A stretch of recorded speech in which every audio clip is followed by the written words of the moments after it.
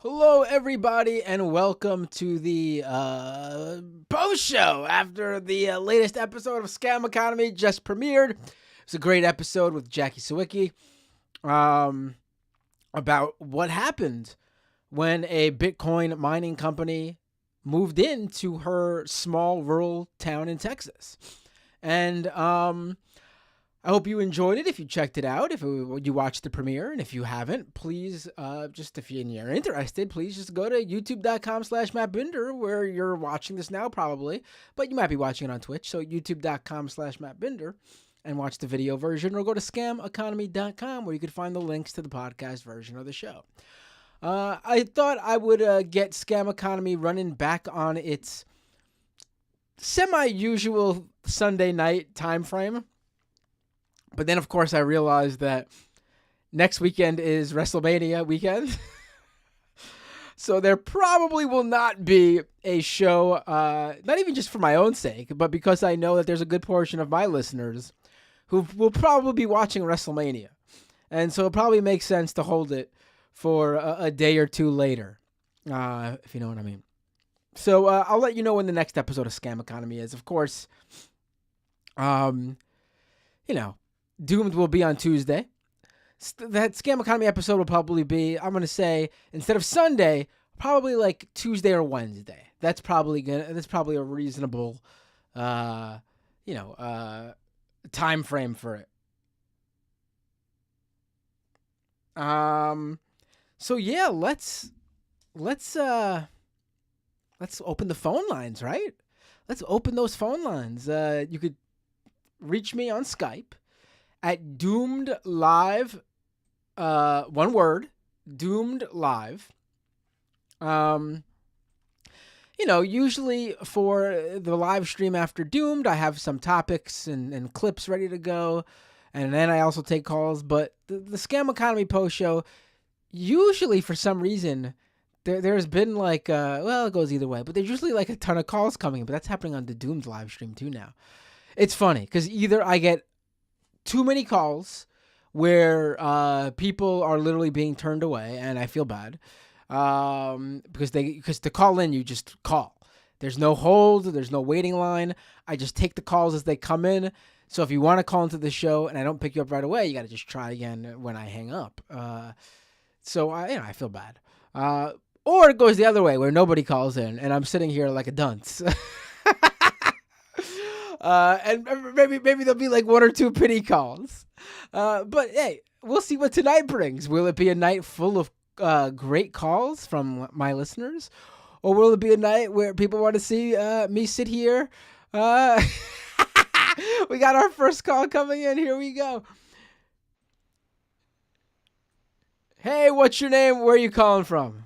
Hey Matt, it's Tony from Texas. Hey, Tony. Thank you for calling in and bailing me out.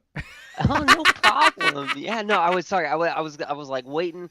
I was just getting a few things ready to screen share because as I teased during the last post show, I came across a crypto mining simulator on the Nintendo eShop while I was on my Switch. Are you sharing your screen to show us? Yes, I have. Okay, hold on.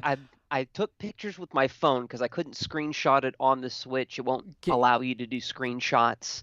Give me 1 second. But before you share my screen, Okay. let me kind of like set the scene a little bit. And also thank you for having Jackie on tonight's episode. Literally hit close to home. Like I'm in the North Texas area and living amongst the cities that would be affected by the water being contaminated by these crypto miners and all that jazz. So thank you for that. And no problem. I was really happy to do the episode because I feel like the Bitcoin miners were a much more covered part of the whole crypto, industry.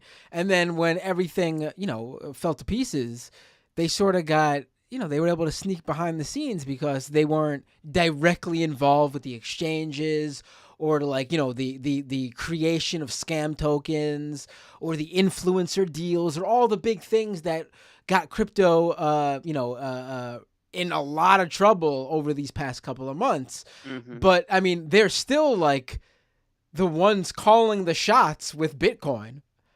I mean, they are at the top of the heap, and they're able to just, sneak on, behind the curtain, and their shit is able to be hidden. And I'm going to try to keep on top of this and cover as many of these companies as possible, because it's ridiculous. Yeah. And so, to help like illustrate kind of how like bogus and oversold these operations are, this simulator seems um pretty true to form. So if you'd like, I've got a screenshot of the blurb. I'd like to read this whole thing out because I just found it absolutely hilarious. Um, Realistic mining simulator with custom builds mechanics. Can I pull this up on the screen, by the way, so Yeah, people can read please along do. with you? Yeah. All right, cool. Here we go. A lot of GPUs, CPUs, motherboards, RAMs, SSDs, PSUs, and more. Build your dream farm with 1,000 plus GPUs. Crypto Mining Simulator is a detailed game about actual cryptocurrency. Build a real mining rig. Custom builds with custom GPUs, CPUs, motherboards, RAM, SSD, etc. Custom gaming PC parts. Build a custom PC. Mine on a PC. Realistic mining algorithm and money earning. Realistic and detailed graphics. Room customization. Build a beautiful gaming room with mining farm. A lot of PC parts available.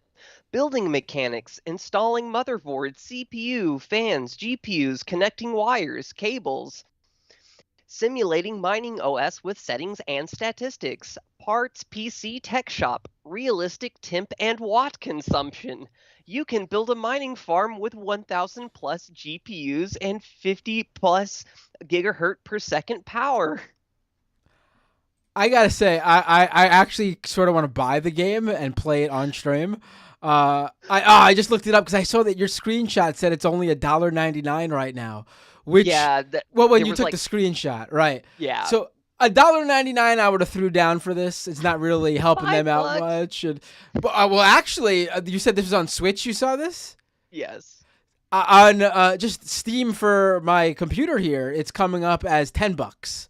I'm not spending $10 on this No, one. don't spend no $10 on that. Like, I did pay like $15 or $20 for the Boba Fett skin in Fortnite. I ain't paying $10 for the crypto mining simulator. like the idea of like realistic power consumption. It's like, I hope this thing doesn't consume a realistic amount of power simulating this like crypto mining. Like, that would burn out my Switch in like no time. Like, and just like I'm looking at the screenshots though, and it does look pretty it does look pretty funny to just see these digital 3D images of digital servers stacked in a digital warehouse. Yeah, it's like it looks so absurd. Like, let me share my screen like, now. Hold on 1 second. Let me share my screen now so people do can. that. Okay. All right. So this is we're literally looking at 3D digital renders of servers stacked in a warehouse. I mean, oh my God, there's a bunch of like server parts with like a fan, like the fans and everything sitting on the floor in this image, and you got to like build your server rack. It's very funny. Yeah, it's like, I think in a lot of cases like simulator games are pretty cool. Like, I've never seen so many screenshots for a game though, and it's just picture after picture of servers on racks. and what do you want to bet? Like, this is not like these are probably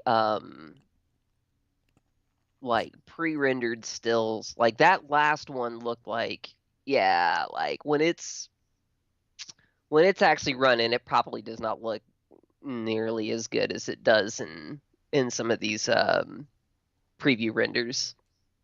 Right. Right. Hold on. Take it easy says, it's such a lazy. This is in the YouTube chat. Oh It's yeah, I such see. it's such a lazy ripoff of PC building simulator, which Right? I also didn't know existed, but it makes sense. Um, Yeah. Like that's a cool thing. Like PC building simulator, like I get that for the experience of like learning how different types of computer parts fit together and that sort of thing, but this is just like, oh my God! Wait a come minute. on Someone now. who uh oh been recommended to me to check the reviews. And apparently, again, I don't know if this is the same for the Switch You notice you Steam. can't see, yeah, can't see reviews on on the Okay, but Nintendo I shop. can see the reviews here. Now, the last good review was in December of last year, and it seems like before that it was mostly good reviews. I mean, I don't know. No, there's some bad ones before that too. But oh wait, the bad ones are all in the past 30 days. All right, this is what I was going to bring up. So the bad reviews are all within the past 30 days. And it's basically all talking about how the game is broken. No updates. You promised us updates and you abandoned the game. Where's our updates? First game I have ever refunded on Steam. It's not worth it. The last update was October 11th, 2021. I do not recommend buying it. Great game for 25 minutes of playtime. After this, it is very boring and repetitive. Not to mention, there have not been any updates for about a year now. Uh, I mean, seems like the game was abandoned in the same way a lot of crypto people abandoned Yeah. abandoned crypto, right? I mean, Yeah, it's yeah, like I said, I saw this and I was like, this is just too perfect. This is the intersection of so many of my interests and is just such a phenomenal example of how trash of a scene cryptocurrency is. I mean, I really do want to buy it just to play it on the stream. I'm Just gonna. just I'll, is there is there a just monitor? tag it on your wish list so that the next time it goes on sale, probably here in like 2 to 3 weeks, it'll be back on. Like it just came off sale a Ah, couple of days okay. ago. It'll go back on sale in like a week or two. I'm sure you'll have an opportunity to get it for like $1 or $2. See, I don't have any Steam games, so I don't know. I don't use Steam. All the games I play right now are in the Epic Games launcher thing because I only play Fortnite and Fall Guys. Uh, Yeah, yeah. I'm a big loser when it comes to gaming. I find my game that I get comfortable with, and I'm like, that's this is it for the next year.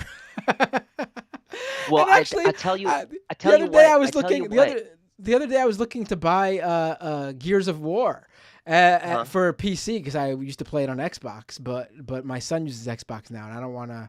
I mean, it's his Xbox now, Yeah. and I don't want to put it on there because he cannot play that one. And I was looking, and I was like, oh wait, I could just. This is also a game that you need to buy. I know it's not Epic anymore, but I could buy it in the Epic Games store because it was Well, Epic before Microsoft launched it. well, Microsoft bought it. I mean, just so you know, even if it's a game that launches through another launcher, you can add it to your Steam library list so it launches through Steam. If you have something like if you want to launch it, like I use controllers and stuff where I have key bindings and mappings that are all done through the Steam client. So even games I don't have on Steam, I do there. But oh, I don't. I listen. if The additional problem for me though with working doing the gaming stuff is I haven't used Windows powered like Windows computers in a very long time. So yeah, when I bought my gaming PC, I literally just set it up to have those games, and I feel like an old man when I'm on that computer because I'm like, oh fuck, how do I like if I want to take a screenshot? I'm like, oh fuck, I don't remember how to take a screenshot on a Windows computer. I feel like such an old man. I've been using Macs for the past God, I got Well, that's gonna kind of 20, it depends. 20 years now. I mean, screenshotting is gonna kind of depend. I mean, some games will have their own like built-in, but again, one of the reasons I like launching everything through Steam is that I've got a Steam hotkey for screenshotting that's universal across the games, and then it all goes into one screenshot folder regardless of what game. So I don't have to go sifting through a bunch. But last thing, and then I'll hop off. Once you get me those reference pictures I asked for last time I called, Ooh, very, uh, very, very, very sneaky way of getting that passive aggressiveness in there. I just want to throw that out there.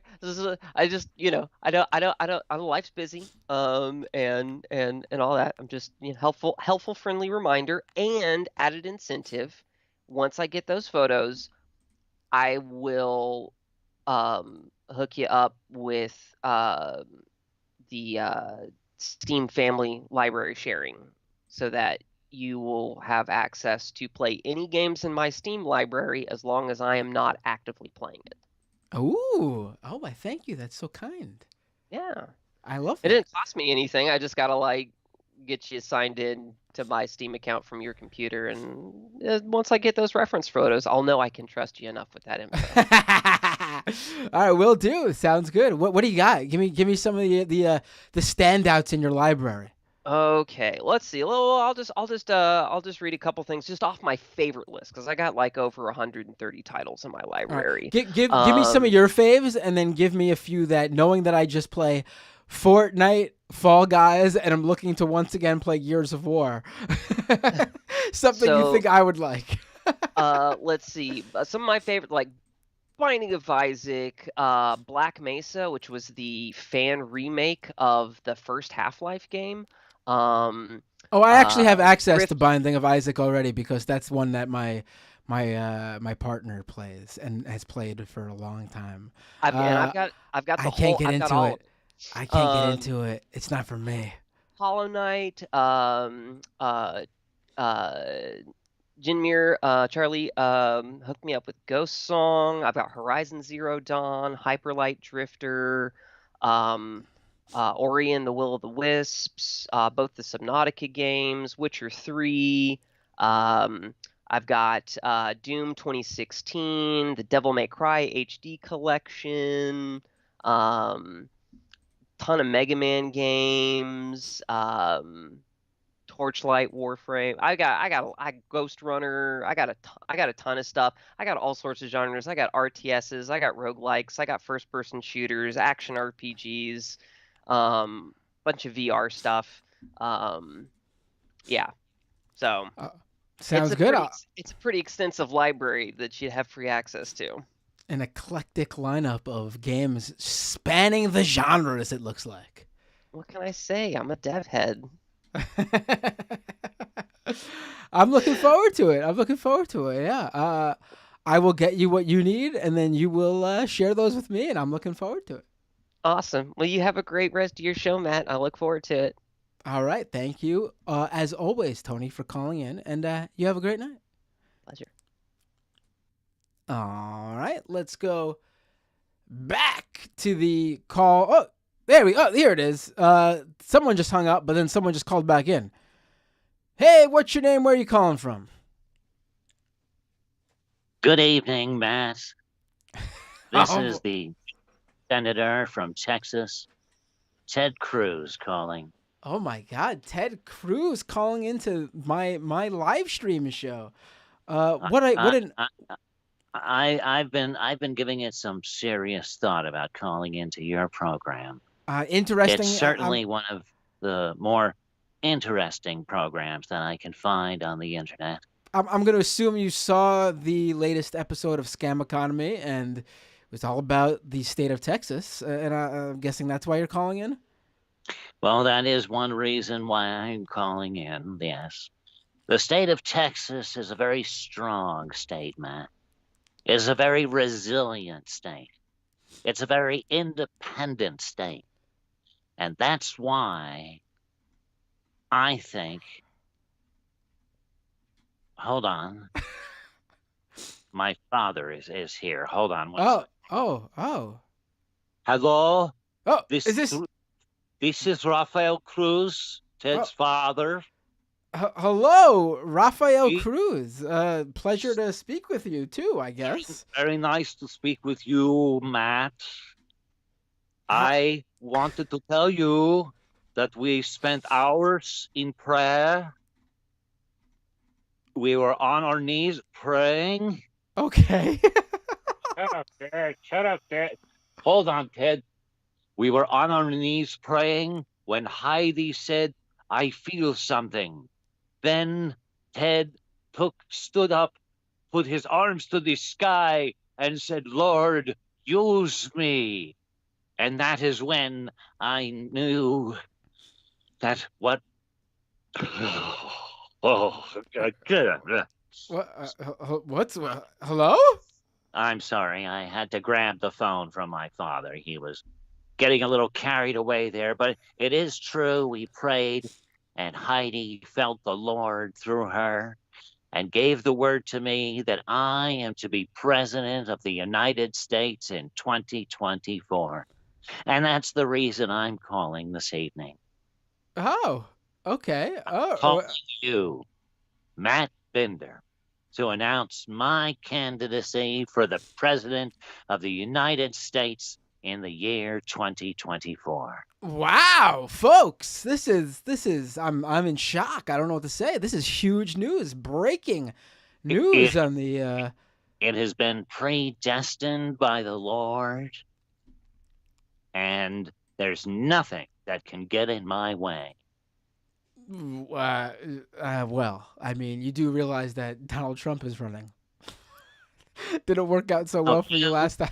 you leave Heidi out of this. Hey, I didn't mention Heidi. I'm just Leave bringing up. Heidi out of this. I'm just referring to the That's fact all that right.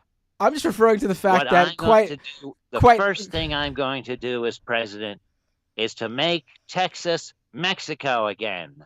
Okay, all right. I honestly, I was We just don't need the federal government interfering in our business. We can easily secede from the nation, Mhm. and I think it'll be the best thing that ever happened to Texas, and Oh, probably to your lousy country as well. oh, okay. I mean, you do realize that you are still, at least until Ted Cruz wins the presidency and secedes. You realize that this is you're still the senator of the U.S. senator. It's I mean, you literally represent the country. I don't know. I don't know what to tell you, Ted. I was still just in shock that you announced this on my show. I didn't think about that. I do not like green eggs and ham. I do not like them, Sam. I am. Senator, do you happen to have a bit of a cold? You sound a bit more nasally than usual. I'm sorry, it's long COVID, and I don't want to talk about it. Oh, I so want to talk about it. so I just want to get this straight because I know you're running for president in the Republican primary. You are admitting here on this show that COVID is real. Well, that's what the doctors tell me. Well, But I've heard other doctors who tell me different things, and I'm open to all perspectives. well, Everyone let's for the who sake knows me for the sake of this knows you hold on for the sake of this YouTube channel, maybe we should just leave that part there and move off the COVID topic. I'm sorry. I certainly wouldn't want to get you banned and have your voice silenced by the big tech liberals and the neo-Marxist, Maoist people Right. and the transes who are trying to take over this godly nation. Well, When I support all of that, but I'll bring God back into the schools. I'll bring God back into the nation where he belongs.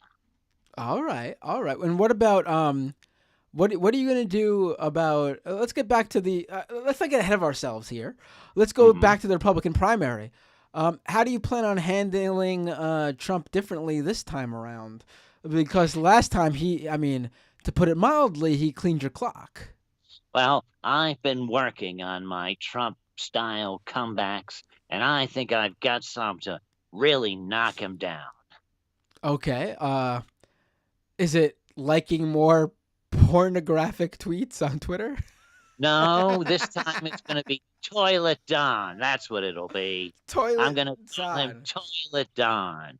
He's so concerned about elements of bathrooms.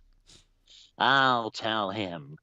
And that will make sure that I outsmart him and outwit him. With the power of Jesus Christ at my wings, I will soar to the top of the polling, every polling, including Rasmussen and cat turds.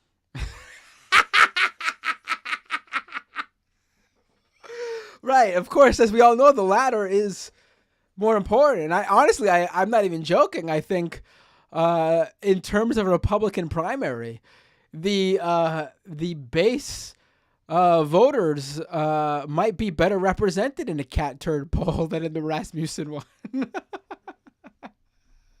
Well, I have a special deal with Elon Musk. We're both eliminating big tech by him taking down Twitter by breaking it slowly, piece by piece, almost torturously.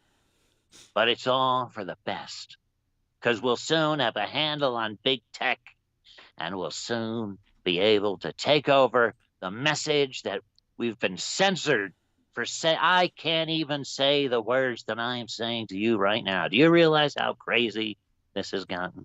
This is. I mean, it's crazy enough that you're announcing literally on this show, this very minor league political live stream show. I certainly hope that you'll support me and Heidi as we enter this journey on the campaign, on the road to the presidency in the White House in 2024, as blessed by God himself. Have you ever watched any of my? Do you know who I am in any way, shape, or form, Senator Cruz? Respectfully. Well, not really, but That's okay. Sure this is as best a place as any at this point. You know, I have run 7 times before, and I keep losing. So right. Well, I'll probably get many YouTube clips out of this, and I'll be able to point people to your show, so we'll be able to grow your show as well. Oh, that's very kind. Well, then you know what? On that note, I will say, ladies and gentlemen, I am now all in on Ted Cruz 2024, just in the Republican primary. Beyond that, definitely not. I'm sorry, you can't count on me. I hope you and your audience will vote for me in the primary as well. And thank you very much for your time. And God bless. I will tell all my my family members, every single one of them who are registered Democrats, to vote for Ted Cruz in the Republican primary. God bless you. God bless you, Matt. God bless you, Matthew.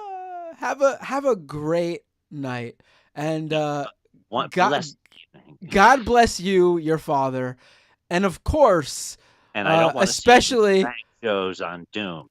I especially want to give a good luck to your wife Heidi, who, if you are intending on jumping back into a presidential primary, in which Trump is also running, I wish her especially the best of luck. The most beautiful first lady you've ever seen. That's for sure. Thank you, Matthew. God bless you. Take care. Take care. Senator Cruz, everybody. Wonderful stuff. My voice. I'm losing my voice all of a sudden. Oh, more calls coming in. Perfect. Hey, what's your name? Where are you calling from? Hey Matt, it's Josh from California. How you doing? Hey, Josh, I'm doing good. What would you like to talk about? And if I start choking, feel free to jump right into what you want to talk about because my voice all of a sudden feels shot. I need to get a drink. So go ahead. Absolutely. So I just wanted to kind of critique your interview of Ted Cruz there. You Oh, you you missed some questions. I hold on. I got raided just now. Hold on. Let me shout out who raided. Oh, Left Reckoning. Thank you so much with the raid. Left Reckoning, everyone. Of course, I'm on Majority Report every week with Matt Leck of Left Reckoning. So big shout out to Left Reckoning for the raid. And we just got, for people just tuning in, we just got off with a call from Senator Ted Cruz, who just broke the news and announced on this show that he has jumped into the 2024 presidential primaries. And just to be clear, so no one goes on Twitter or starts searching for this news, a Ted Cruz called into this show. I'm not saying the Ted Cruz called into this show. A Ted Cruz called into this show and announced that. And now listener Josh is going to apparently run me over the coals, rake me over the coals, whatever the phrase is, because I apparently fucked up this very important moment. Yeah, well, before you endorse him in the Republican primary, you have to, ask him some very important questions about how he's going to make recompense to the families of his victims. Because he's the Zodiac killer. Oh, he already told me how he was going to do that. He said he was going to scratch my back and get me new listenership. Oh, that's gonna take care of all the people he killed out in California. All is forgiven as far as I'm concerned. That's fair. And when you had his dad on the phone, you should have asked about him killing JFK. I should have, but I was so thrown off by I don't know, I guess his dad's very specifically different voice on this show. Like Ted sounded like Ted, but maybe with a slight cold or something. His dad, maybe I just haven't heard his dad in a while, but it's not how I remembered his dad sounding like. He definitely had an accent. I'll give it that, but I don't recall. He sounded like Poppy from Dan Le Batard is Highly Questionable on ESPN. Do not get that reference, but I'll agree. Yeah. No, it's just a generic Cuban male voice. But yeah, no, the thing I actually wanted to talk about was, I don't know if you've talked about this at all, but Elon Musk bringing up that he now values Twitter at $20 billion or whatever. So he's already given up $24 billion in just like his own valuation. It's right.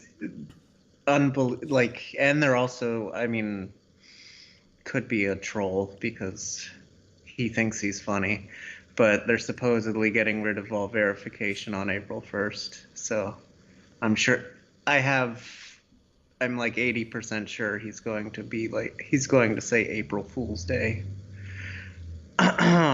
when people freak out about it, but who knows? It's just really very confusing how people still worship this guy. Fortunately, It seems it's changed a little bit, but how you can lose more money than like 50% of the country is going to have over the next 10 years and still be a genius is pretty impressive. Right. It's amazing. I look forward to seeing what happens over the next couple of months. Yeah. They've essentially moved on from the Twitter files in the congressional hearings. and that was nothing again. I'm still disappointed that they didn't. They haven't uploaded the files from Hunter's laptop into the congressional record. Just because I want them to upload pornography. I think it would be really funny. I mean, it would be horrific for Hunter Biden, but like, it would be really funny to have Ted Cruz like try to explain to Heidi why they did that. But yeah, no, does it look like anyone's actually going to run against him other than DeSantis? Do you have any insight on that? I mean, what's her face is running, right? I can't remember her Nikki name. Haley. Right. Although she'll drop out by the first primary would be my guess, or by the first debate would be my guess. But yeah. I mean, we'll see, I guess, right? yeah. She's not. I don't know how far she'll go. Honestly. But I don't see. Yeah, this is just going to come down to Trump and DeSantis if he wants to run. And when I say that, I just mean they'll be the last two left, but it won't even be close. You know? Mm-hmm. Yeah, and the other thing is, I'm just really fascinated how his tweet was the big story as opposed to the fact that his lawyers now have to testify against him. Like in the classified document case, a three judge panel decided that because they think Trump is intentionally deceiving his lawyers in a case of national security, there's no lawyer-client confidentiality, and the lawyers have to testify against him in federal court. So that seems like it's a bigger deal than his tweet, which happened and didn't come true. Which, okay, it's Trump. Like, of course he's tweet and not have it come true. Right. Yeah. I mean, I will say that the sort of reaction coming out from the DA and everything made it seem like it wasn't coming from nowhere. But also, the Republicans were basing their entire news on this, on Trump's tweet, Truth Social posts, I should say. Mm-hmm. Oh yeah, that's right. He gets to post longer screeds on Truth Social. I forgot about that. But right. Yeah. Right. All right, Matt. Right. No, I'm like just like thinking right now of like all the shit going on, because as you were talking about Twitter, you were just talking about Twitter, and as you were talking about it, this this tweet popped up on my feed that's like, it's now been 5 months since Elon Musk took over at Twitter. And everything's really great on the site. In fact, he's even shipped new features. I don't know what people are complaining about, and I can't help but like think like, dude, have you even used this website? Like, it's. Fortunately, I haven't, and it's been really good for my mental health. Other than when I have to see all of the tweets that everyone's freaking out about on places like Reddit or whatever. But I don't have to worry about too many of the day-to-day tweets of all of the ridiculous neo-Nazis and whatever, which is great because I wholeheartedly endorse violence against them. So it's just not great for me to see all that crap because I, been exposed to that shit since I was like 10. It was the first anti-Semitic attack at my synagogue. So jeez.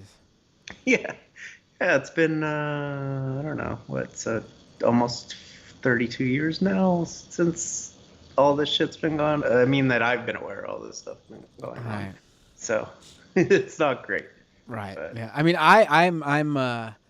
I've been seeing some really horrible stuff, and I'm someone who listen, I'm used to going on 4chan and 8chan and all these various different horrible right-wing websites and you know, dark corners of the internet that has some really gross shit. But the thing I'm seeing on Twitter more frequently than I've ever seen on any other platform is the force feeding of this material to its users. Mm-hmm. Like, you would usually have to, and I'm talking like, I'm not even talking about political stuff. I'm talking about like straight up like fucking snuff films. Like people being murdered on video. And like, usually you'd have to seek that stuff out. If like on the, like, it's always been there on the internet, obviously, but you'd have to go look for it. This shit is being recommended into my feed and many other people's feeds on a normal basis, and I can't imagine that's good for people's mental health. And I really do think and a lot of it's racialized violence too. I see it constantly. People foaming at the mouth, talking about, "Oh, look at this! Another black guy doing something over and over. Oh, you see a pattern here? This gross ass shit." Because all this stuff, the algorithm keeps pumping into people's feeds, are violence, murder videos, and oftentimes it's got a tinge of racialized sort of messaging behind it, because even in the original poster's tweet, there's some sort of racist mention in like the clip that they share, and it's like, it's like, listen, I really do feel like the next fucking group of fucking domestic terrorists are going to be radicalized from Twitter, honestly. And not like, oh, they found the wrong people on Twitter. Like, literally, no, the algorithm radicalized them. Yes. Yeah, I agree with you. Part of it is, so I used to work, I've worked contracted at a bunch of different places. A lot of the people I used to eat lunch with when I was I'm sorry to interrupt you, but someone just asked, Twitter promotes snuff content, ? What the fuck?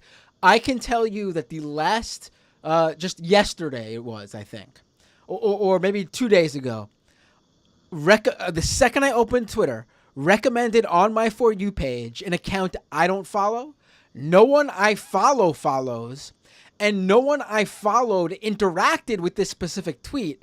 It was a video of someone hitting another guy over the head with a full-blown propane tank over and over and over again till the dude was dead. I mean, it was the most shocking thing to have recommended to me. Again, is it the most shocking thing I've ever seen on the internet? No, I've covered really horrible shit, obviously, and I've seen some really horrible shit. Most shocking thing I've ever been told to watch the second I open a mainstream social media app? Absolutely.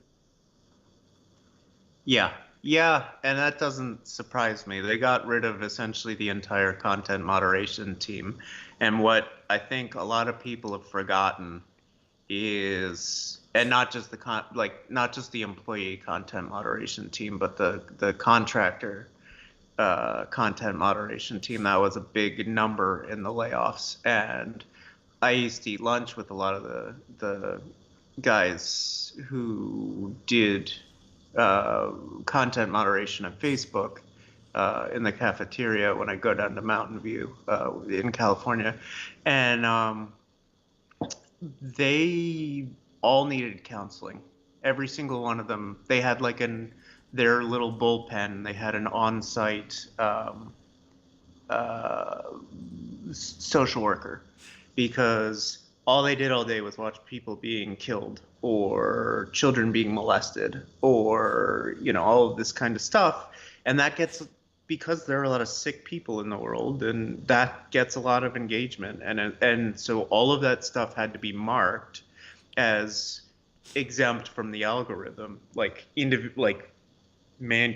manually reviewed and marked as exempt from boosting by the algorithm. And so what's happened is that's not happening anymore at Twitter. So a lot of this stuff doesn't get taken down for days, weeks, and whatever, and it's no longer exempt from signal boosting because it gets engagement. And so it's going to just get fed directly to people. It's really, you know, one of the biggest lies that these tech companies have sort of perpetrated on people is how the content promotion system is very automated, but the content moderation and regulation system is incredibly manual. It relied on a bunch of people being paid like $1 over minimum wage and being traumatized for life after a year. I'm not going to argue that this stuff didn't exist on Twitter. I'm sure before Musk took over, you could find this stuff on Twitter.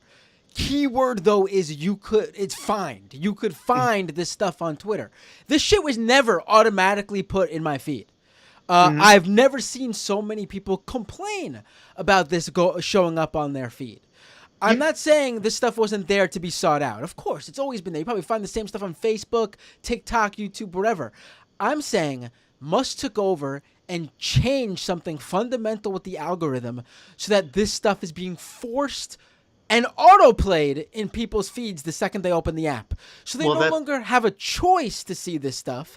That's what I'm saying. I don't think that that's true. I think what they did is what I'm saying I think they did is this stuff was all removed from that algorithm by being manually flagged by people having to review contractors having to review the videos and mark them as remove this from the algorithm. So I doubt the algorithm has changed very much. You know what? They might have knowing his I'm not saying you're wrong because we just don't know. At least not yet. But I think it's also possible that he removed a lot of filters from various different measures and precautions of various different mechanisms of Twitter, because he probably thought they were all set up just to affect right-wing accounts or something. And I mean, we already see how he's talking about AI. The worst thing in the world to him is that there's filters on ChatGPT where you can't say racial slurs, as if that's not just like one of the various different measures taken on a much broader AI safety mechanism to make sure people are safe, quote unquote, using AI. I'm sure he changed something. Again, your part could possibly be the case too, but it also wouldn't surprise me if he changed something to get more viral videos in people's feeds and took whatever filters away that made sure that literal snuff films couldn't be pushed into people's feeds.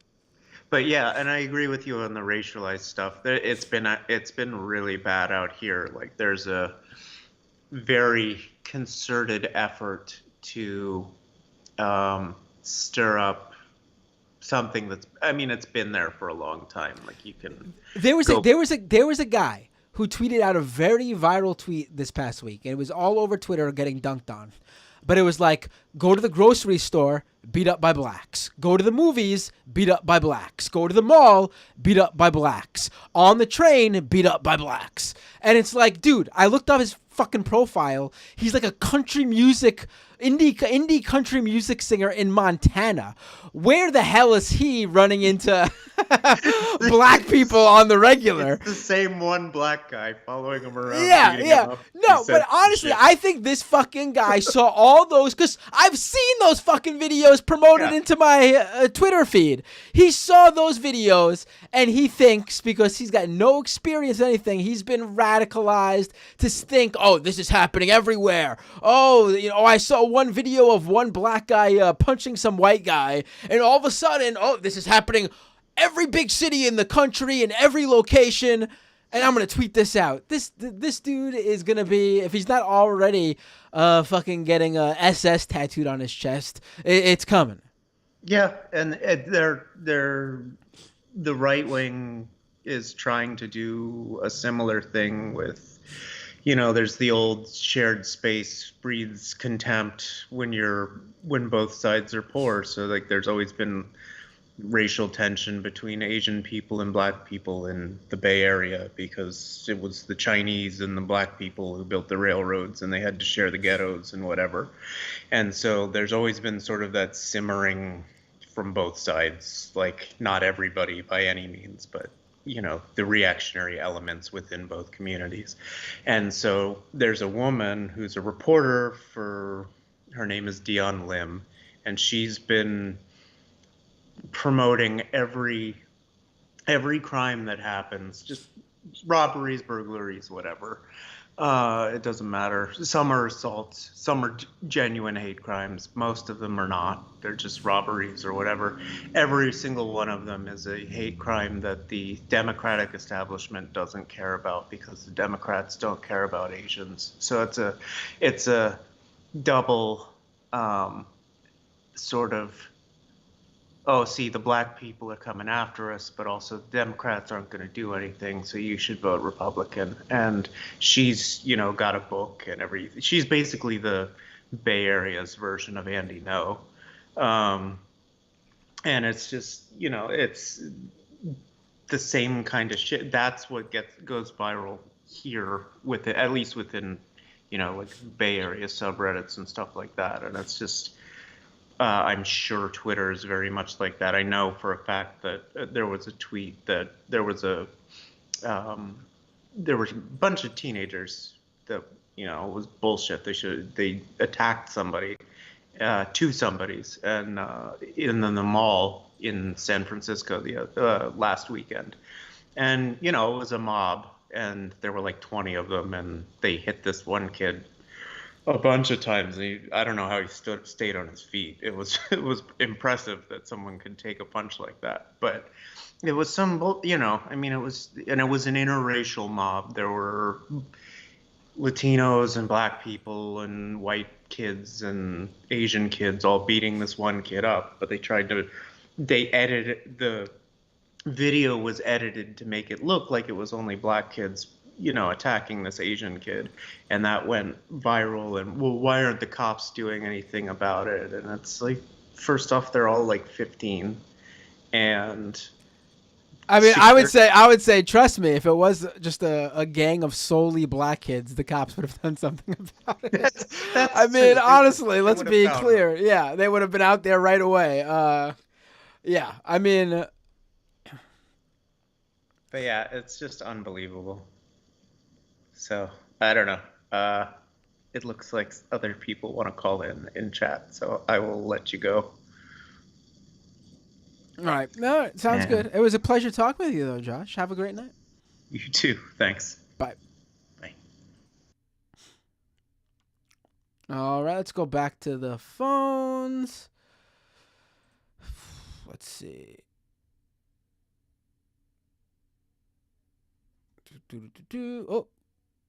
Oh, here they come. Here they come. There was a bunch of people on the line, and then they all fell off, and now they're back. Hey, what's your name? Where are you calling from? Matt? Yeah, you're on Hello. the air. Hello. What's your name? Where are you calling from? This is Donnie, or Don James, and I'm calling from Sacramento, California. How you doing? What would you like to talk about? Well, what I want to talk about is I had an interesting conversation earlier today when I went on Ben Carolla's stream about social, like democratic socialism versus communism. And I want to know, for the left, is communism the end goal for the left? Is that the end goal? Is what? Is that the end goal? Is that where all the left is trying to get to, is communism? I would say no. Not all the left, that's for sure. Are you talking about? I mean, it's a broad spectrum on the left. There are some people who would just be happy with a broader social safety net and more social programs or broader social programs. There are people who probably would just like, more sort of socialistic aspects of our government, new agencies. new various different policies that would be more equal, more in line with some probably European, specifically Nordic countries, and there's probably people who would like to see the government, the U.S. government, actually nationalize certain industries. I could tell you that's not something that the broad left, like anyone left of center, agrees with. And then there are surely people who would like communism. It's a pretty broad spectrum, though. That's true. It's a broad spectrum. I was just getting a lot of pushback on his stream about I'm claiming to be like a democratic socialist, and Who's streaming Do it? you I'm think- sorry. Ben Corolla's stream, she also works, or Benny Corolla. She's also a guest host or a contributor to TYT. Okay. I mean, it's pretty. I mean, that's sort of the problem with the everyone left of center, right? The right is pretty united on what they want. I mean, they might pretend to disagree on certain things, but at the end of the day, they're all on board when it comes to taking away the rights of trans people, gay people, minority groups. I mean, they're willing to throw everything aside to come together for those things. Whereas, unfortunately, the left has a much broader, larger tent. I mean, in some ways, maybe that's good. In other ways, that's probably not good. But it is what it is. Where do you lie on the spectrum? I would be great to see the U.S. government nationalize certain industries. I feel like if an industry needs to be propped up by the U.S. government, for the good of the country, then it shouldn't be run by private enterprises. The government should be in charge of those industries. When we complain that the economy is going to tank because ExxonMobil has decided to up the gas prices, which makes it unaffordable for workers, and that's what keeps the country moving, then maybe the U.S. government should control the oil and gas industry. Maybe they should be directly involved with that. If we got to keep bailing out banks, then maybe the U.S. government should be running the banks. Maybe we should have postal banking at the very least, where we could bank at the post office, let the postal service provide banking services. I would say I pretty much fall on the pretty left side of the spectrum, but I'm sure there's people who would consider themselves more leftist than me. Okay. Yeah, I was just I don't know, just wondering. This is the first time I called in, but as you know, you might I'm a subscriber to the Twitch. No, it's great. Yeah. What was you? What's the problem you have with you disagree with what's the parts that you disagree with? Well, I think capitalism has a role in society. That's why I'm more like co-ops, and democratic socialism in general. I believe capitalism has a small role, but the argument we were having on the stream was that there's no such thing as honest capitalism. Right. I agree with that. By nature, capitalism is dishonest, right? Right. But I don't know if you're willing to let me give some examples on your show. Sure. No, please. Go ahead. I don't know if I want, because Ben said don't do that on his stream. No, please go ahead. Give at least one example, and if it gets interesting, you give more. Okay. But think of like the best example. Okay, but I'm going individual. Okay. Okay, I'm going like individual. Okay, let's say Hassan Piker. Sure. Okay? He got big on Twitch. Mm-hmm. He accumulated a lot of money. I'm sure he's paying his taxes. He's doing his thing, Mm-hmm. right? And he's good to his workers. Would you call him an honest capitalist? I mean, I don't know. I don't know how much he pays his workers. It's possible he is. He seems like a good guy. I would probably assume so. But I also think he probably and this is the case with I'm sure a lot of people. He's probably making a lot more than his workers on a scale. I'm talking about like a scale. Like obviously he should make in a capitalist system, like you're saying. In a fair capitalist system, the owner would make a bit more. Exactly, fair But I don't know how much he's paying them. Like if he's making $1 million, is paying the guy responsible for getting your videos out there $50K, $75K fair? I don't know. I don't know. Paying him $100K fair? I don't know. Okay, I don't know.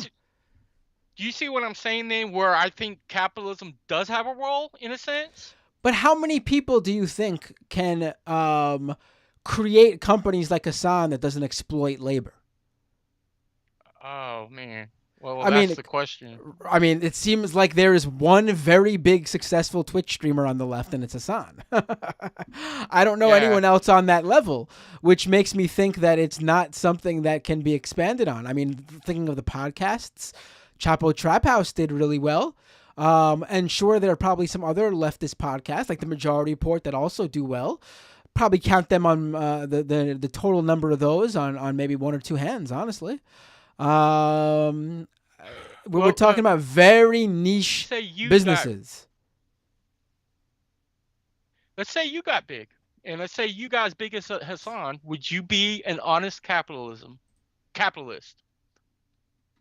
I mean, I would. I've never had to hire anyone. If I had to, I would pay them. And I had money to pay them. First of all, I wouldn't take anyone who wanted to work for. They offered a small amount of money. I had someone volunteering to help for a little bit, and I just decided I didn't want. It was very nice, and I felt sort of uncomfortable with that, even though they wanted to do it and they had a full-time job and they weren't in the need for money. I would want to pay someone to the best I could, honestly. I mean, I was offered, like I said, I've been offered free help for many times. And, there's been people who made the intro to Scam Economy, like Tony, for example. And she threw me how much she wanted to get paid for it. And I gave her that amount because I thought it was more than fair. She actually gave me a discount that I felt bad paying, but she really wanted to make that video. I mean, her work deserved more, and I wish I had more money to do it.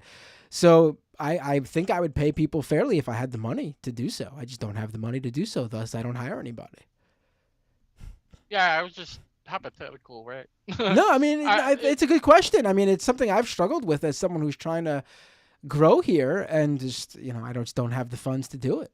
Yeah. It would be. I mean, I don't know. Hey, on a small level, I mean, the thing is that, to me, big unbridled, capitalism, it gets some companies get so big that it just become mechanical. They go on a running system, and then pretty soon they don't see the next person they're hiring like you would on a personal level. You see what I'm saying? Sure, but that seems to be the vast majority, right? I mean, people like Hassan Piker are few and far between in terms of like, a guy who runs a small business and doesn't like exploit workers. Like he's actually on the stream himself doing the work, at least for the live show. Like, yes, I would also argue that the people who edit his clips are a huge part of that because they help him get out there when he's not on the stream and also build a fan base on other platforms. But, he's actually there on the stream doing the work.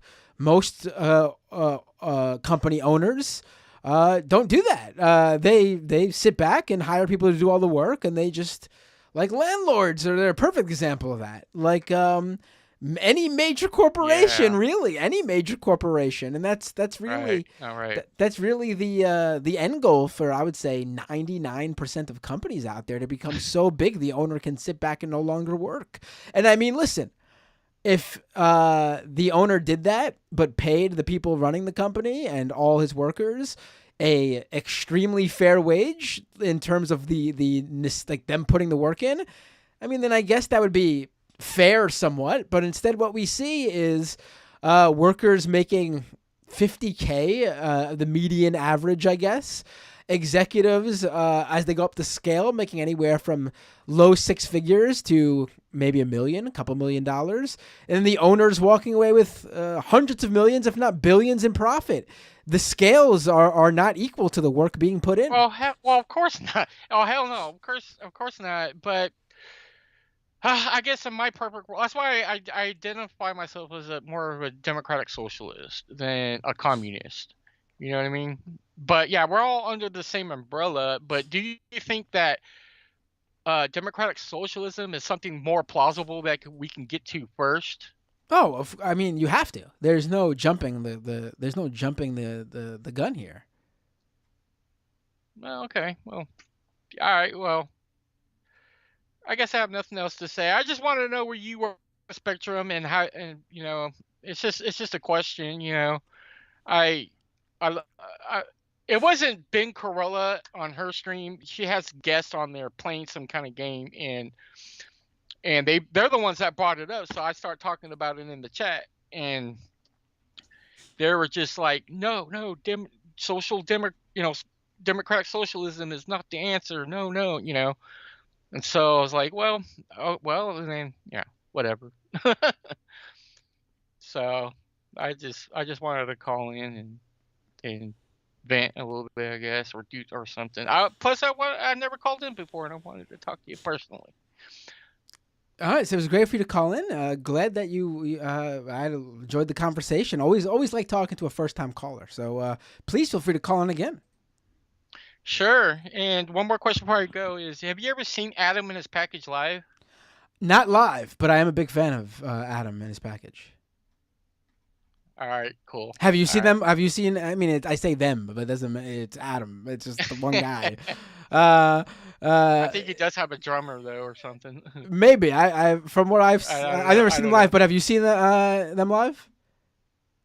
No, I haven't seen them live. But since you're in New York, I thought maybe because since you're closer, I don't remember if they ever came here. I'm not sure. All right. And if they did, I would feel bad missing it.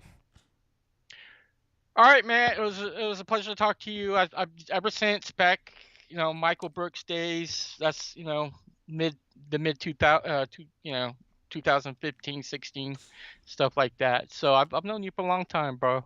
So I'm a fan, and I will support you. Sounds. Thank you. I appreciate that. Have a great night. You too. Bye-bye. Bye. No, it was an interesting call. I mean, it's an interesting, from that perspective, an interesting discussion to have. Hey, what's your name? Where are you calling from? Hello, Matt. Yeah, hi. How are you? What's your name? Where are you calling from? Oh, well, this is Alex Jones. I'm calling from Texas. Undisclosed location right now. How you doing, Alex? Pleasure to hear from you. Well, great. Doing well. Just sorry to think about Bitcoin, about Texas. Oh, yeah. You lefties really love to talk about Bitcoin, don't you? Yeah, I guess. I know it's been very helpful to you, Alex. Oh, ladies and gentlemen, the lefties. Yeah, they found Bitcoin. Good for them. Oh, great. Well, Bender. Well, that's good. That's good to hear. Are you a Bitcoiner yourself, everybody? I am not, my friend. But I know you are. I know you. Oh yeah. Big good donations sometimes. Yeah. I talked to a guy that received a whole jury thing. It was a big thing. It was crazy, but Bitcoin, really good stuff. What did you think of the episode about the Bitcoin mines? What did Bitcoin mines do in Texas? To tell you the truth, I was trying to open a can of pickles, and I was watching it, and I sprayed everywhere. I got pickles all over the place, and one actually somehow fell into my trousers, and it was a big mess. But I digress.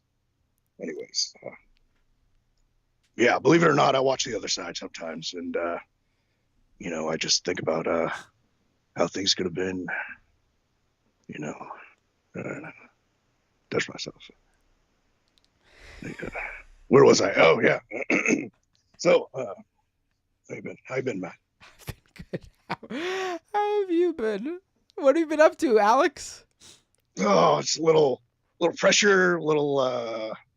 There's I have a friend. That's one friend. He's he makes me feel like I don't have a care in the world. You know what I mean? Oh, big guy up there. He's we riding my balls right now.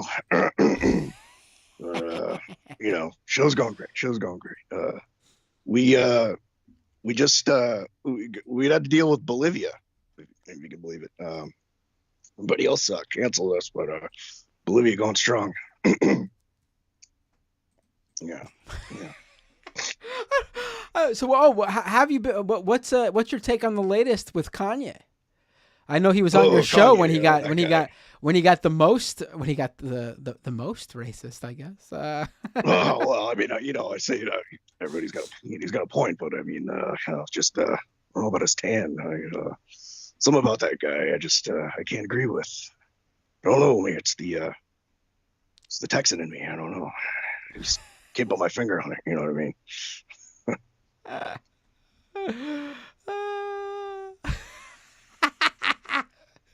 So what's next for you, Alex? What's going on InfoWars coming up? Well, we're moving set from Texas, and I found this really nice place in the Caribbean. From a friend told me about it. Very secluded place, island. It's got a compound. It's nobody would know about it. It used to be really popular in the 90s. You wouldn't know about it. Same thing. Oh, okay. Oh man. Well, Alex, it was Did you just burp, Alex? Yeah, I gotta go. I just saw Fed outside my window. He has wearing a rubber ducky suit on. Oh my God, Alex, I'm sorry, I'm not giving you the best interview right now, Alex. I don't know why I'm finding this so ridiculously funny. Oh, you caught me after my fifth bowl. I smoked. I'd be off the hinges. I'd just be freaking out right now. Oh my God. Oh, okay, Alex. God bless, brother. Alex Jones, everyone. Feel free to call it again, Alex, when I'm more on top of my game. Yeah, I'll call it a better phone. The one that's not tapped. Yeah, I gotta go. Lizard people out. Oh man, I was thrown off on that one. Hey, what's your name? Where are you calling from? Oh, hey, is this Matt Bender? This is Matt Bender. Who is this? Hey, this is Bill from New York. Oh, hey, Bill. What would you like to talk about? Oh, well, I heard Ted called in earlier. And, Wait, Bill from New York? I wanted to make an announcement myself, yeah. Bill Clinton? Yeah, I wanted to make an announcement myself. Is that all right? Sure, Mr. President. What would you like to announce? Yeah, well, I just wanted to announce that I have a new book that came out. It's called it's called If She Did It. If she did what? It's If She Did It. Yeah, it's about my wife Hillary. There's all those conspiracy theories about her, Okay. And I know Alex just called in and he's going to be real interested by this. I thought maybe it was a book about her becoming the president. Well, damn, that would have been a better idea. I gotta call my publisher in just a second. But no, it's about her and if she, drank children's blood and all that fun stuff, Oh. And if she had, because she definitely doesn't, All right.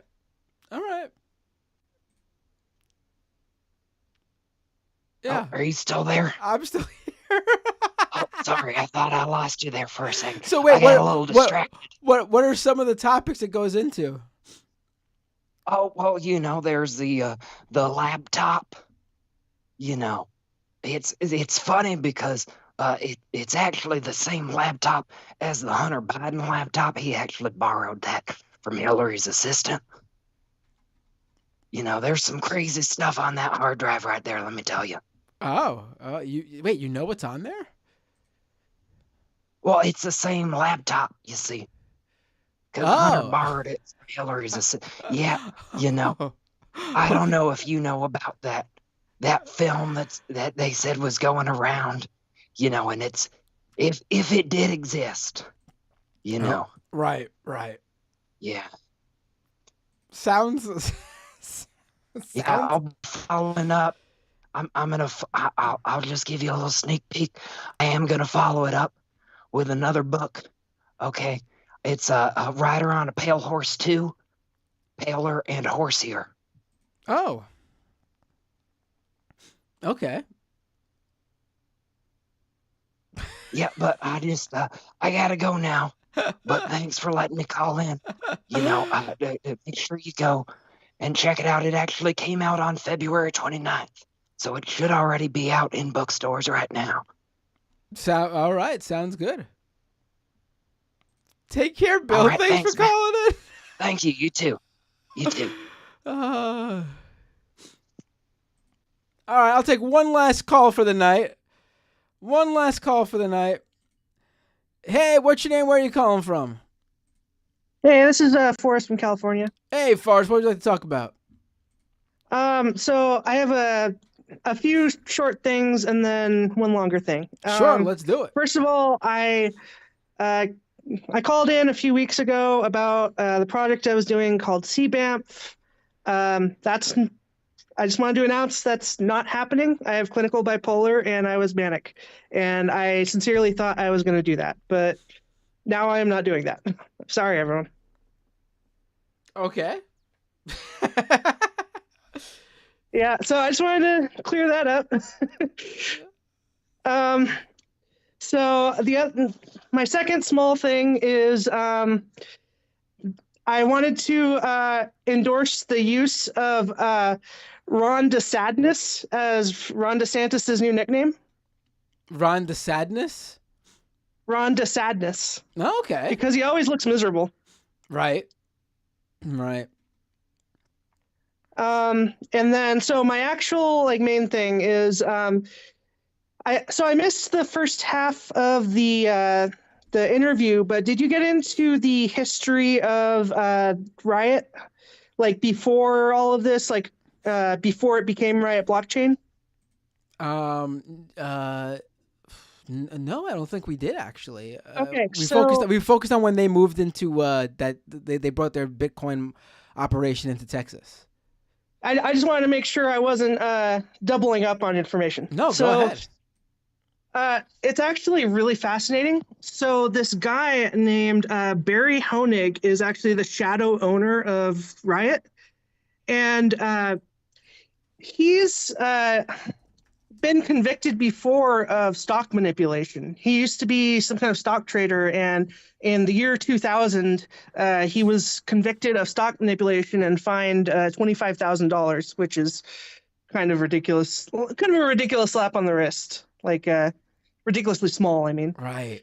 But so he led a hostile takeover through legal channels of the board of I forget the original name of the company, but it used to be a company that sold or researched veterinary products, and it had a few patents related to veterinary products.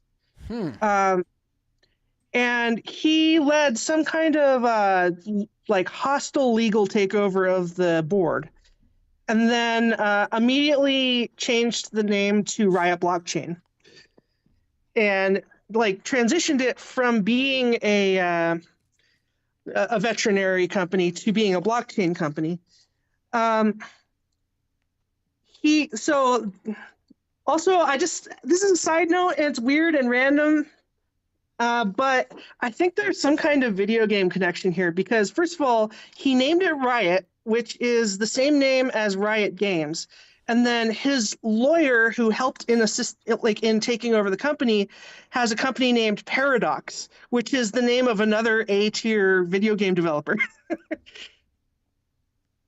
Wow. So I just thought that was funny and weird. Yeah, and, I wanted to sort of focus on the aspect of Jackie's first person experience, but this is deserving of its own episode, going further into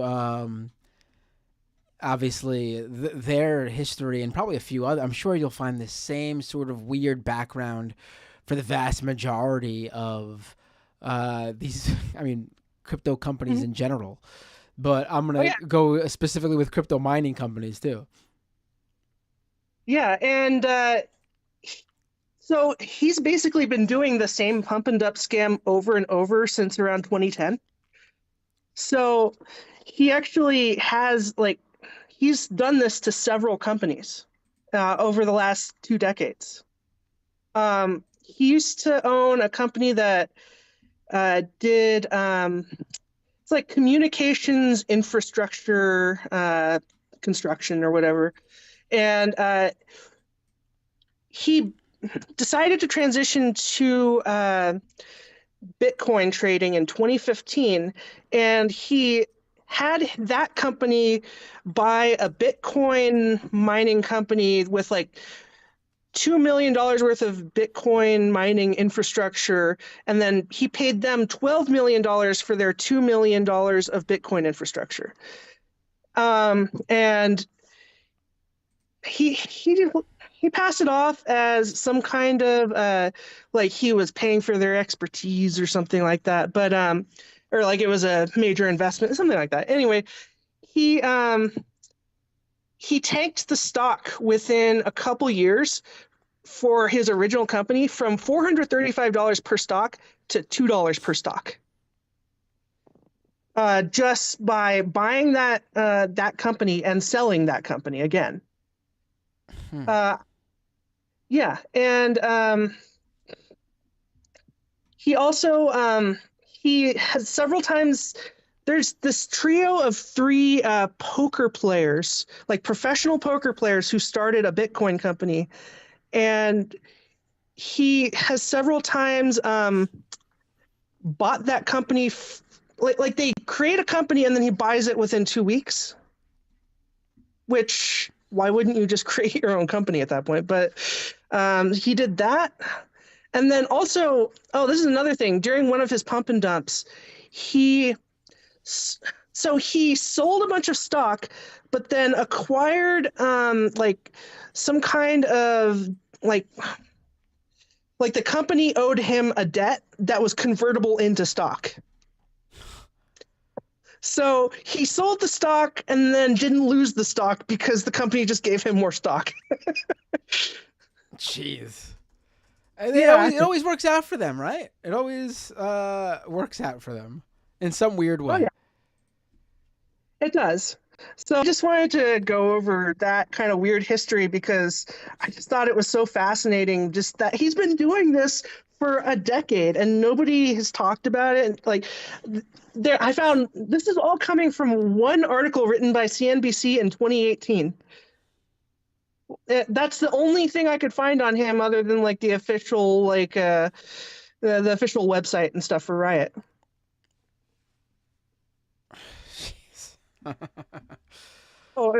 Just as a side note, all of this only started because I was trying to figure out if they were like the crypto arm of Riot Games. Oh, right. They're not. No. Yeah. No.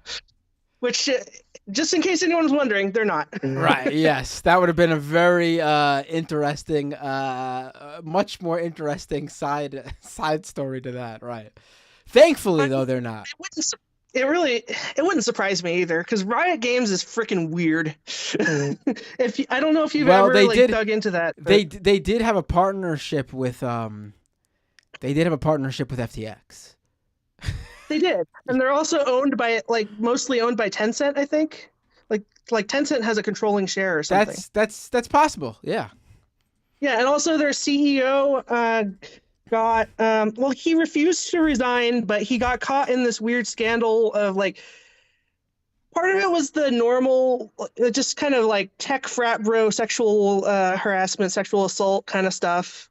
And then part of it was just like weird frat bro party mentality. Like he would go around and fart on people as a joke in the office. It was a common enough thing that it was included in the lawsuit. And there was, I'm not remembering everything off the top of my head, but it was a freaking weird story, just like exposing just all this like frat bro behavior that the main head CEO of Riot Games was doing a few years back. And it's definitely worth digging into. Sounds like something I will. Yeah. Anyway, that's all I've got. Oh wait, sorry. There was an issue with my computer. Thanks, Farsh, for the call. Really appreciate it. I'm gonna make some notes there on. There's some interesting rabbit holes to go down just from your conversation for potential future episodes of Scam Economy. So I appreciate it. Oh, for sure. All right, have a good one. Have a great night. All right, everyone. I'm feeling like this is where I'm sorry, guys. I'm feeling like this is where I gotta say. I'll talk to you later. I'll be streaming. I'm streaming in just a couple days. Not even Tuesday stream. So hold your calls till then. Let me see over on Twitch. A social communist, thank you for gifting the 1 month tier 1 sub. I already read these last time. Thanks, Left Reckoning, for the raid again. There was a bunch of super chats. Let me read those super chats. Okay, so Bob Brown dropped a whole bunch of super chats, so I'm gonna read them all together. There was a lot. All told, Bob Brown probably gave me like $20 today. Let's probably more, actually, maybe closer to 30. Bob Brown says, "Go Bob Marty," who gave us that wonderful. Maybe I shouldn't give it up. It was related to that Ted Cruz who called in. Well done, Bob said. Kicking Ted. Don't get Binder in trouble. Awesome at Space Karen. Keep going. Awesome work. Thank you so much, Bob Brown, for all those wonderful messages. I didn't go enough into Elon. I know when Josh called, we talked about a few things, and then he brought up Elon, and I sort of, I don't know, maybe blanked a little bit. I don't know why. I think that's when I realized that I probably should tell people I'm wrapping up the calls, because usually I would have gone straight down that rabbit hole into knocking Elon. Kowalski with the super chat. I sent the link on Skype. Enjoy. Oh, what did Kowalski send me? It snowed and I have new baby cows. Your viewers will love them. I mean, I guess I got to show you guys this, right? This is Kowalski's new baby cows. Aww. On the farm. They are cute. They're so small, they look fake. Wow. I like this guy. Where is he? This guy right here. That classic cow look. Crew Herks with a $10 super chat. On a scale of 1 to 10, with 10 being the highest, how much do you agree with this statement? Kenny Omega is the greatest to ever do it. And if you don't go with a 10, why do you hate God? Kenny Omega is a wrestler with AEW, if people don't know. He seems like a great guy. I'm guessing that Crew Herks might be posting it because I shared a video of Kenny Omega pointing at a sign with the trans flag on it that said protect trans kids, trans rights, or human rights. And he's pointing at the sign and he looks at the camera and he goes, you know it, I know it, we all know it. And he says something like, that's it, that's enough. Like, that's like, there's no doubt about it. There's no conversation to be had. He says something like that. He's a cool guy. He seems like a great guy. I'm a Kenny Omega fan. I've seen him on the indies back in when I was attending the indies nonstop, like every weekend, going to like at least 2 indie shows back in like the late 2000s, early 2010s. Big Kenny Omega fan. Scale of 1 to 10, he's up there. 10 is rough. 10 is rough. Maybe 9. For me, 10 is someone who's I don't know who I would consider a 10. Maybe Bryan Danielson is my 10. Maybe I got to watch more Kenny Omega to give him that 10. Maybe I'm the one who hasn't seen enough Kenny Omega.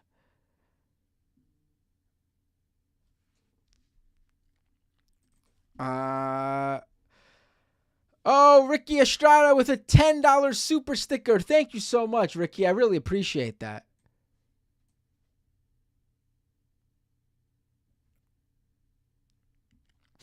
As always, patreon.com/Matt Binder to support this show. That's the best way to support this show if you can. Again, I urge only if you can, do not sign up to I'm not asking people who can't afford to do so to sign up for the Patreon. I would never do that.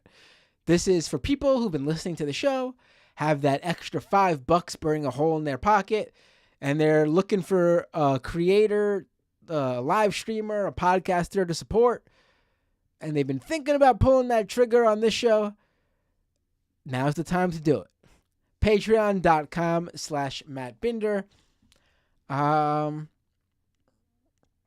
right. Let's say that this is. Oh, who am I rating on Twitch? Who am I rating on Twitch?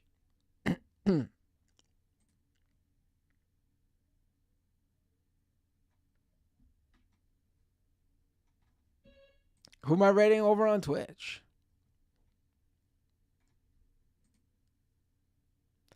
Nabil225. Who's that? Let me check them out.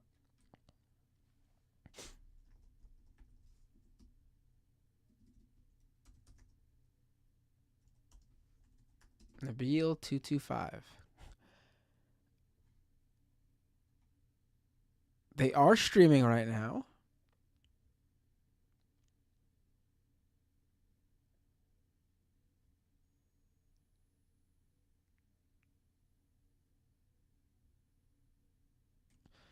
All right, we got two people saying Nabil225, so I guess Nabil it is. Let's do it.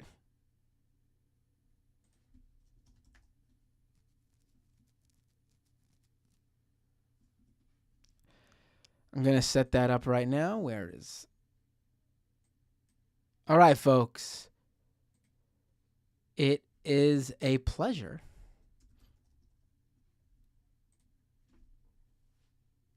to speak with all of you tonight. Always love the calls. Great calls tonight. Those last couple of callers, please call in again, and I'll give you my 100% instead of my 95%. I was feeling a little bit tired on those last calls. And I will see you all next time. H Silver with the last minute super chat. Your $10 super chat. Thank you, H Silver.